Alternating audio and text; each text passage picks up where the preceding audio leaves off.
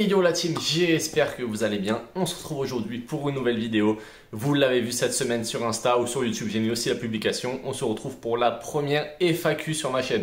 Mais avant toute chose, du coup, on va d'abord parler de mon sponsor pour cette année. Je vous l'ai dit, je l'ai annoncé hier sur Instagram. Vous l'avez vu normalement en publication.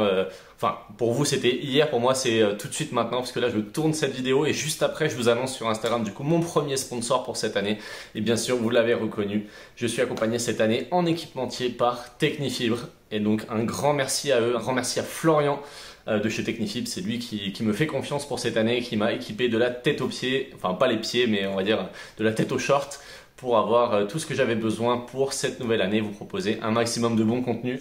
Voilà team, du coup je vais essayer de répondre le plus sincèrement possible aux questions et on passe tout de suite à la première. Et une question du coup de Alban que vous connaissez bien sûr sur la chaîne, avec qui on a joué énormément de tournois en ce début d'année.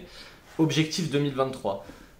Fin de saison, il n'y a pas de gros objectifs parce que déjà là on est déjà mi-octobre, donc du coup pas de gros objectifs, surtout que je vais très peu jouer en tournoi d'ici la fin de saison, donc pas d'objectif pour la fin de saison. Question en anonyme, que comptes-tu faire et comment comptes-tu t'organiser jusqu'à décembre en termes de programmation? Tournoi, cours indif, partie libre, etc. Comme je disais sur la question juste avant, du coup il y aura très peu de tournois d'ici la fin de saison, donc du coup pas grand chose en programmation, pas de cours indif de prévu. À mon avis ça va être des petits entraînements de temps en temps avec les copains, du coup donc des parties libres. Pas de cours de prévu, pas de tournoi de prévu. Par contre normalement si tout va bien, je compte reprendre par contre la préparation physique que j'ai pas fait et que je n'ai pas suivi depuis un petit moment. Et ça c'est vraiment pas bien les gars. Donc à part la programmation physique que je vous détaillerai très prochainement dans une nouvelle vidéo, pas de grand chose de prévu à ce rythme là. Question de Pierre, quelles sont tes ambitions pour la chaîne pour l'année à venir? C'est difficile à dire. Je ne sais pas s'il parle en termes de croissance ou s'il parle d'autre chose. Si je devais définir une grosse ambition sur la chaîne, ça serait en fait d'avoir réussi à avoir tous les joueurs qui ont réussi à gagner une médaille pour la France au championnat du monde, donc du coup de l'année dernière. J'ai tourné avec Bastien Blanquet le premier épisode de Une journée avec et j'ai réussi à avoir aucun autre pour le moment. Donc les gars, s'il y en a un de vous qui voit cette vidéo, voilà, n'hésitez pas à m'envoyer un message. Je les ai tous contactés mais pour l'instant j'ai pas eu de réponse de tout le monde. Donc ça serait plutôt d'avoir tous les joueurs qui ont été médaillés de bronze l'année dernière au championnat du monde. Ça serait la plus grosse ambition de ma chaîne pour cette année. Question suivante les gars. Alors du coup on me l'a beaucoup posé, ça va être l'objectif pour la saison 2024. Donc du coup que ce soit les objectifs padel ou les autres objectifs pour la chaîne. Du coup je vous l'ai déjà dit pour les autres objectifs, donc du coup ça va être d'avoir tous les joueurs qui ont été médaillés de bronze l'année dernière au championnat du monde. Après pour ce qui est mes objectifs personnels au padel, déjà le premier ça va être d'atteindre le top 1000 le plus rapidement possible. Donc j'aimerais en début de saison, pourquoi pas essayer de viser le mois de mars pour essayer d'avoir cet objectif de top 1000 et pourquoi pas, si jamais on arrive à l'atteindre, essayer de pousser d'ici l'été prochain aux alentours de la 800e place française. Ce serait vraiment un bel objectif de cocher, mais pour ça il va falloir bosser un petit peu et surtout être beaucoup plus sérieux que ce que je ne suis en ce moment. Pour être très honnête, je ne suis pas très sérieux en ce moment ni sur ma préparation ni sur mes tournois, etc. Donc il va falloir que je sois beaucoup plus sérieux si je veux atteindre cet objectif pour 2024. Question de Jonathan, du coup paddle au tennis au final. Et Mathieu a posé la même question aussi. Il m'a dit, vas-tu continuer à faire des vlogs vidéo tennis ou te concentres-tu uniquement sur le paddle maintenant? Difficile à dire sur la partie paddle ou tennis. En fait ça dépend sur quoi. Si on parle juste de jouer, je pense que ça va être paddle. Clairement paddle parce que je ne joue plus du tout au tennis. Mis à part donner quelques cours, je ne donne plus du tout de temps au tennis, donc voilà. Par contre pour ce qui est des vidéos, j'ai des concepts qui vont, j'espère, sortir l'année prochaine où je vais avoir besoin de joueurs de tennis, etc. Donc du coup vidéo, vlog tennis, etc. Il y en aura encore, mais ça sera jamais 100% tennis. Je pense que ça sera paddle dans le tennis, etc. Donc voilà pour répondre à la question. Paul Sanchez, je pense que des vidéos d'entraînement pourraient aider des gens qui ont envie de progresser. C'est prévu que ça arrive très prochainement. D'ailleurs, je crois que c'est pas la semaine prochaine, c'est peut-être la semaine d'après. Il y a des vidéos d'entraînement qui vont arriver, du moins de mes parties, où je vais pouvoir commenter un petit peu ce que je fais de bien ou de pas bien sur les parties d'entraînement. Donc du coup, les vidéos d'entraînement pourront reprendre et surtout après à partir de 2024, début 2024. J'espère pouvoir reprendre un coach. Mais vous savez les gars, ça coûte beaucoup d'argent de prendre un coach. Donc j'espère reprendre quelques cours pour essayer de m'améliorer sur des axes où j'ai encore un peu de mal. Question de Léa Godalier, que vous connaissez tous j'imagine, qui est une joueuse numéro 2 française qui joue sur le World Padel Tour et maintenant sur le premier paddle. Est-ce que tu aimes jouer sur des terrains en extérieur? Alors, je pense que les gens ne vont pas comprendre pourquoi tu me poses cette question. Il faut savoir qu'il y a très peu de temps, là, je crois que c'était il y a 2 semaines, on a fait une partie en extérieur avec Léa parce qu'elle avait besoin de joueurs de sparring. Et je pense qu'elle avait personne sous la main, les gars, parce que si elle est venue me chercher, c'est qu'elle avait vraiment personne à se mettre sous la main. Et du coup, on a fait une partie en extérieur et j'ai beaucoup râlé. J'ai vraiment du mal à jouer en extérieur. Mais pareil, cette année, ça fait partie des objectifs. Il faut vraiment que j'arrive à jouer un petit peu en extérieur parce que nous, à Toulouse, on est bien, on a le confort, on a énormément de terrain intérieur. Mais si on bouge un petit peu, qu'on va jouer dehors, ça sera très compliqué. Donc, il faut que je m'y mette. Donc, à charge de revanche, Léa, la prochaine fois, c'est moi qui gagne en extérieur. Question de Morgan. Penses-tu que le paddle va dépasser le tennis dans quelques années? Oui, clairement. Je pense que le paddle, avec l'explosion qu'il y a à l'heure actuelle, c'est capable de dépasser le tennis. Je pense que ça mettra quelques années. En Espagne, ça a mis beaucoup d'années à passer devant le tennis. Donc, je pense que ça mettra quelques années. Mais je pense qu'à l'avenir, un avenir un peu plus lointain, oui, ça passera devant le tennis. Question de Swish Live. Swish Live qui, je vous en parlerai dans une prochaine vidéo. Est-ce que tu te forces à jouer des deux côtés? Alors, pas encore, mais c'est prévu. J'ai prévu de rejouer aussi à droite cette année. Ça fait très longtemps que j'ai pas joué à droite, les gars, à part une ou deux parties d'entraînement une fois de temps en temps. Vraiment, je joue très peu à droite et au début, vous m'avez connu dans la chaîne, je jouais que à droite, jamais à gauche. Et c'est vrai que je suis beaucoup plus à l'aise à gauche qu'à droite. Mais pour moi, un bon joueur est capable de jouer des deux côtés et surtout, ça me permettra d'avoir beaucoup plus de propositions de partenaires. Donc oui, je vais rejouer à droite aussi cette année. Alors, désolé si j'écorche, Krensag sur Instagram. Quel est le coup avec lequel tu as le plus de mal? Alors, si on parle des coups 100% paddle, c'est pas un coup en particulier, c'est tous les coups de défense.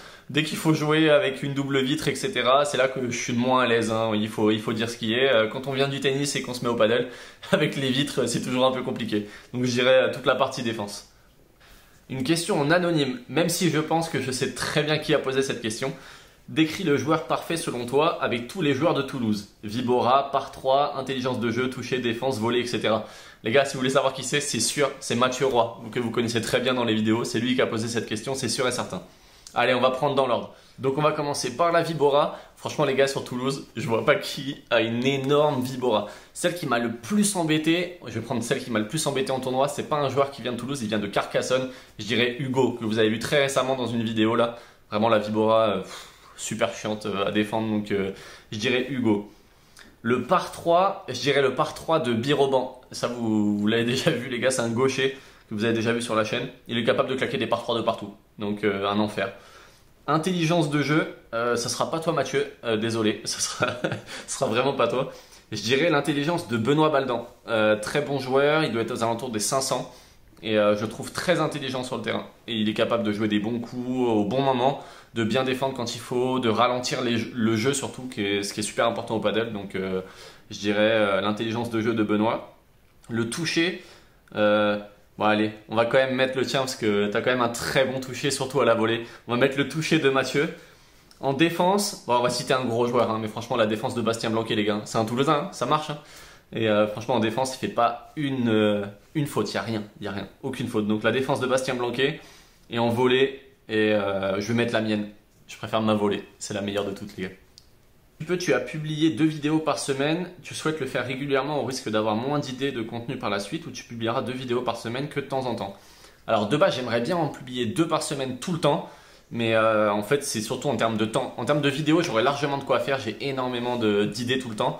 Par contre, en termes de temps, je pense que ça sera injouable. Donc 2 de temps en temps et sinon 1 par semaine tous les dimanches à 11 h comme d'habitude. Une question qui m'a été postée sur un commentaire YouTube. Est-ce que les vidéos des matchs de tournoi sont fidèles à la réalité pour toi? J'ai toujours l'impression que tout est moins impressionnant en vidéo, alors qu'en réalité, j'imagine que le niveau doit être bien plus élevé que ce qu'on perçoit en vidéo. Continue ce que tu fais, perso, j'adore et clairement, on a une place à te faire. Déjà, merci à toi du commentaire, ça fait vraiment plaisir. Et clairement en vidéo, ça rend clairement pas pareil qu'en vrai, les gars, je vous assure. En vidéo, on a l'impression que c'est hyper lent et tout, mais dès qu'on joue en face, c'est vraiment autre chose. L'œil, il perçoit pas les choses de la même façon. Tous ceux qui ont un doute, je vous invite à le faire. Filmez-vous, et vous verrez que c'est vraiment pas pareil quoi. Il y a des mecs que j'ai vu jouer en vidéo, je me suis dit bon, en fait c'est pas hyper impressionnant etc. Que j'ai vu sur des P1000 etc. Et pour les avoir vus en vrai, j'ai vu beaucoup de joueurs du top 100 que j'avais vu sur YouTube. Et en fait en vrai les gars c'est beaucoup plus impressionnant en vrai que sur YouTube. Donc vraiment ouais, la vidéo c'est pas flatteur pour nous en tout cas, et encore moins quand on n'est pas bon comme moi. Question de Pierre, si tu pouvais jouer au tennis ou padel avec une célébrité, ça serait qui? C'est une bonne question les gars, il y en a beaucoup que j'aimerais jouer ou inviter sur la chaîne. Et pas que des célébrités sportives, il y a aussi des célébrités du milieu de la musique que j'aimerais inviter, des célébrités d'internet en règle générale, donc d'autres célébrités ou influenceurs YouTube. Donc je peux pas vous en dire plus tout de suite, mais il y en a beaucoup en tout cas que j'aimerais inviter. Mais le goal ultime, je dirais quand même que ça reste soit Rafael Nadal, soit Roger Federer. Les gars, le jour où j'arrive à avoir un des deux sur la chaîne YouTube, je pense que c'est bon. Je peux mourir en paix après, je serai vraiment tranquille. Même si c'est des joueurs de tennis et pas de padel, si j'arrive à avoir un des deux sur la chaîne, ça serait vraiment exceptionnel. Quelle taille? Pas de bonjour, rien de plus. Faites une phrase les gars, combien tu mesures, etc. Je fais 1m87, 88 à peu près. Question en anonyme. Comment combines-tu vie professionnelle et vie personnelle avec la chaîne en plus? Bah c'est compliqué.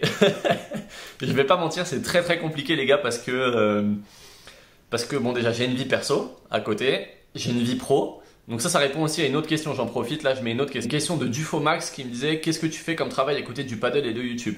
Du coup, pour ceux qui ne savent pas, à côté, je suis moniteur de tennis et de padel. Donc, je m'occupe d'un club de tennis, du coup, à part entière toute l'année. Donc, je suis là-bas tout le temps. C'est moi qui fais les cours, les tournois, machin, etc. Bref, vous connaissez le principe d'un club. Je m'occupe d'un club. Je donne quelques cours de padel aussi à Padel Tolosa à Toulouse.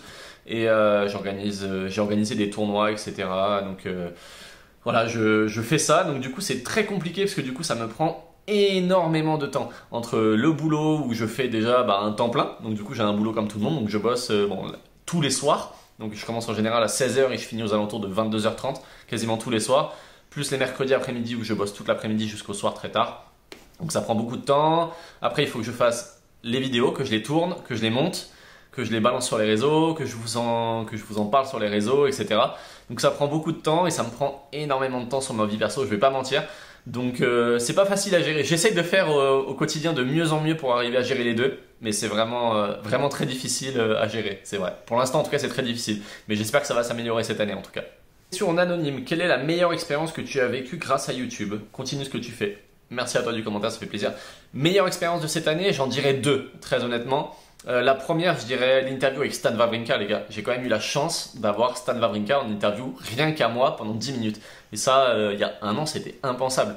Donc vraiment d'avoir vécu ça, c'était vraiment très exceptionnel pour moi. Je suis très fan de lui depuis toujours. Donc du coup, l'avoir eu comme ça devant moi et pendant 10 minutes rien qu'à moi, c'était vraiment incroyable. Et la deuxième, je dirais avoir vécu le WPT de Toulouse de l'intérieur. Ça aussi, c'était vraiment exceptionnel. Parce que j'ai vu tous les meilleurs joueurs pendant 3, 4, 5 jours. Toute la semaine en fait là-bas, de très près, parce que j'étais en coulisses, etc. avec eux. Et l'avoir vécu de l'intérieur, c'était vraiment exceptionnel. Question en anonyme toujours, quel est ton but premier pour cette chaîne YouTube? Kiffer, clairement. Rencontrer du monde, kiffer, voilà, ça m'a ouvert des choses exceptionnelles comme je vous disais juste avant, Stan Wawrinka, le WPT, etc. Donc moi je le fais vraiment que pour ça. Ça me fait vraiment kiffer de faire ça, de rencontrer du monde, rencontrer un peu ses idoles, etc. Donc c'est vraiment incroyable de pouvoir vivre ça et en plus de pouvoir vous le partager. C'est vraiment quelque chose d'incroyable pour moi en tout cas. Moi je kiffe à fond, donc j'espère que vous kiffez aussi bien les vidéos. Et puis voilà, ça c'était vraiment le but premier de la chaîne. Question en anneau toujours, quel est ton joueur préféré de padel? Il y en a deux que j'adore vraiment. Alors du coup le premier que j'ai vraiment kiffé à fond, c'était Coelho. Les gars, l'année dernière, quand j'ai découvert le padel l'année dernière, le premier que j'ai vu jouer c'était Coelho au WPT de Toulouse. C'était pour moi exceptionnel. Je voyais un mec qui courait partout, c'était vraiment, ça sautait, ça envoyait des par 3 et tout. Exceptionnel, Coelho. Et un peu après, j'ai découvert Tapia. Et pareil, j'ai tout de suite kiffé. Et en fait, quand cette année j'ai appris qu'ils allaient jouer ensemble, pour moi c'était incroyable. Donc du coup, je dirais Coelho, Tapia et après en troisième, Galan. Galan, j'adore aussi les gars, vraiment. Qu'on aime ou qu'on n'aime pas, Galan, exceptionnel. Le mec, il est beau gosse, il joue bien, vraiment incroyable. Donc Coelho, Tapia, Galan. Il n'y a pas de débat possible pour moi. Ou dernière question de Walter, que vous connaissez bien sur la chaîne aussi, qui est un très bon copain avec qui j'ai fait plusieurs vidéos. Tu viens faire un reportage sur le paddle sur le référent paddle de Nouvelle-Zélande. Il faut savoir qu'il a déménagé en Nouvelle-Zélande il y a très peu de temps. Et ben écoute, c'est quand tu veux. Par contre, tu me payes le billet d'avion. Et après, je viens. Donc voilà. Mais avec plaisir, en tout cas, ça serait génial de tourner une vidéo en Nouvelle-Zélande. Vous en pensez quoi, les gars? Dites-moi dans les commentaires si vous pensez que ça peut être incroyable que je tourne des vidéos à l'étranger aussi. Il y a plein de projets qui vont arriver du coup sur la chaîne pour cette nouvelle année 2024.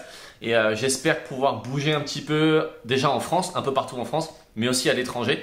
Donc dites-moi si c'est quelque chose qui pourrait vous plaire, d'aller faire des reportages un peu à droite, à gauche du paddle, voir ce qui se passe en France, en Europe, etc. Mais bon, pour ça, il va falloir un petit peu de budget quand même. Donc pour ça, je compte sur vous. Il va falloir du coup s'abonner à la chaîne, les gars. C'est super important. Plus il y aura d'abonnés, plus il y aura de sponsors pour la chaîne. Et plus ça sera facile pour moi de vous proposer du contenu de qualité. C'est vraiment important. Donc voilà, ça ne vous coûte rien du tout. Vous vous abonnez juste là. Et c'est vraiment super important. Voilà team, du coup c'est déjà la fin de cette vidéo, j'espère que ça vous aura plu. Vous l'avez compris, il faut s'abonner, c'est super important. Encore merci à vous, en un an avoir dépassé du coup les 1000 abonnés. Et en plus je crois qu'on a dépassé les 120 000 vues cumulées bien sûr sur la chaîne. Pour moi c'est incroyable, c'est exceptionnel, j'imaginais pas ça du tout il y a un an.